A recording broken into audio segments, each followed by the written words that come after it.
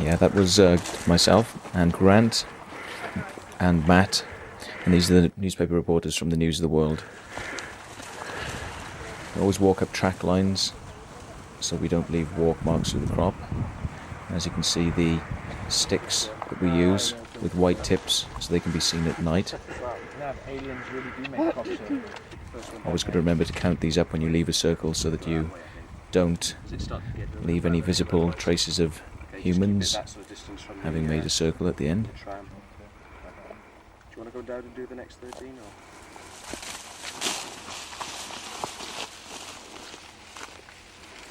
It's obviously going to be apparent that Matthew's going to help. It's easier to push these stakes in at night because the ground is usually a bit more damp with the night dew that forms. This location was opposite Silbury Hill.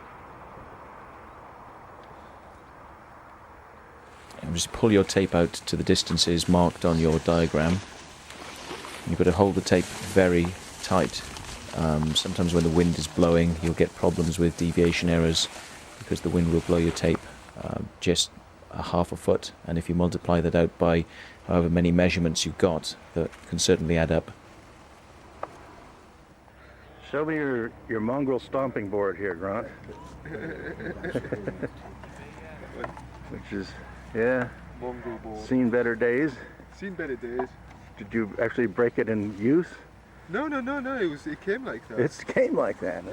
Yeah. You can see us testing the overall measurement. You'll all have to duck down in the tramline when we come across there. Sorry? See my grey hairs there, which comes with the stress of being a circle maker. Yeah, leave me alone. And this sideways stepping, we often call a foot line or a foot stomp. Doing that on a large area can get quite painful on your legs because it's an unusual movement that you don't often do. So your legs are not used to it. It's all the case if it's going to match. All right. And if everything's measured correctly, your foot stomp should meet the point where you started. Otherwise you're in big trouble. Not too bad. The other end.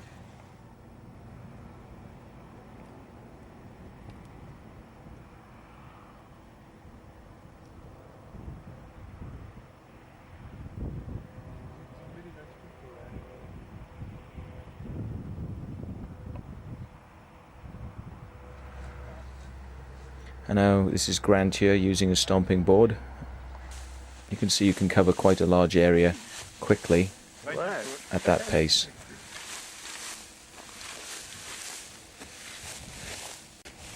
You see the crop, it goes. No, that's all right. Thing to do is to obviously maintain the same technique throughout going around, so that you don't change the style of the crop as it's viewed from the air.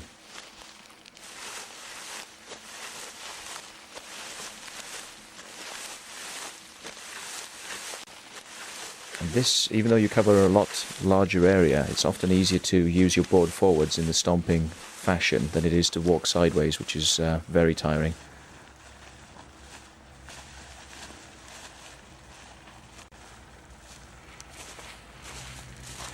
One thing I noticed with this wheat is... Yeah, Matt just commenting there that the wheat is very brittle as it's at the end of its life, and the heads are actually bowed down.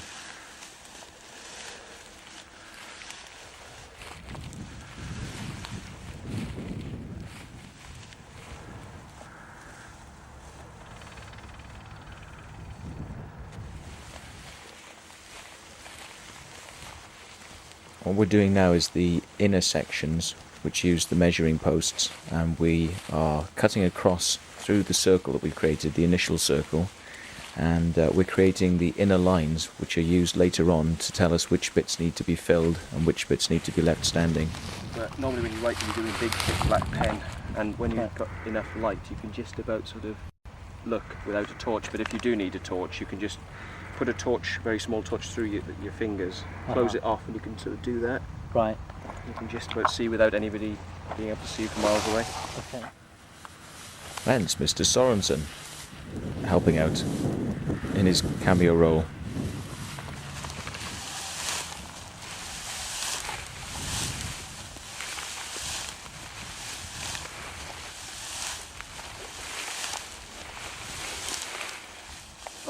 Magic stalk!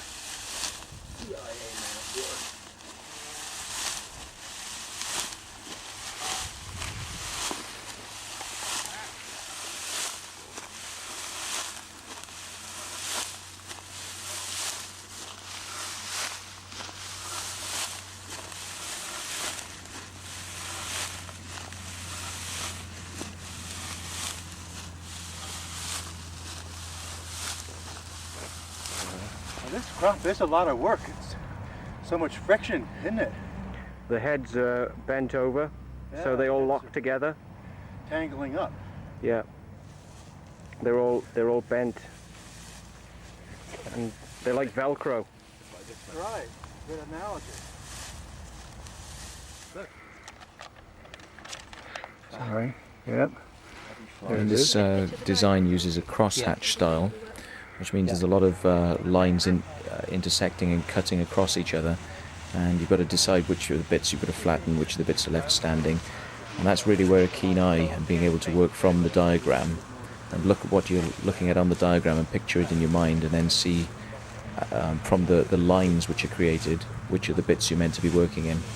And I and other people I know have made mistakes in this area, but sometimes when you make a mistake you can always change the design on the fly, which is the beauty of somebody not seeing your design beforehand. When you take the bull by the horns and make demonstration circles like this one for a newspaper, you're kind of committed to having to get it right first time, no mistakes. My board was going around the corner then.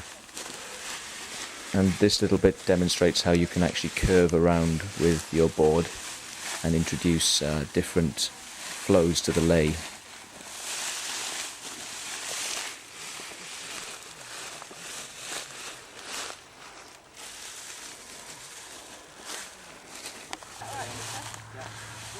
So when you reach an edge, you start to turn sideways, as Matthew is doing here. So you curve around, and this would change the direction of flow.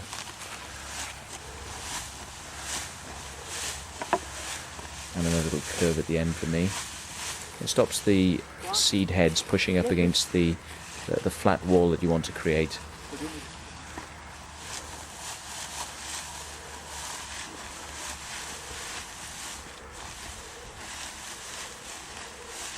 Catch up with Matthew. Keep working, Matt, or pencil.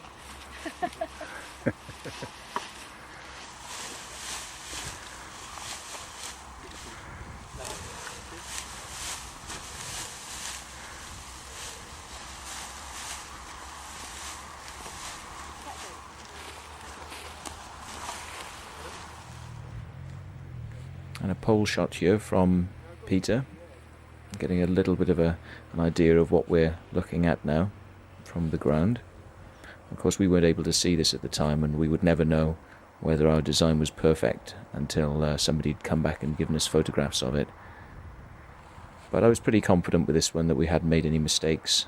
It seemed fairly obvious from the ground.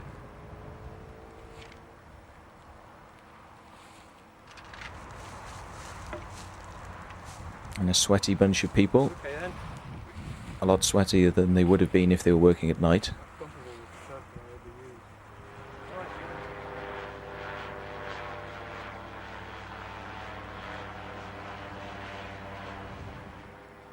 And this is the photo of the finished article, which I was quite pleased with, and appeared in the News of the World's Sunday magazine supplement.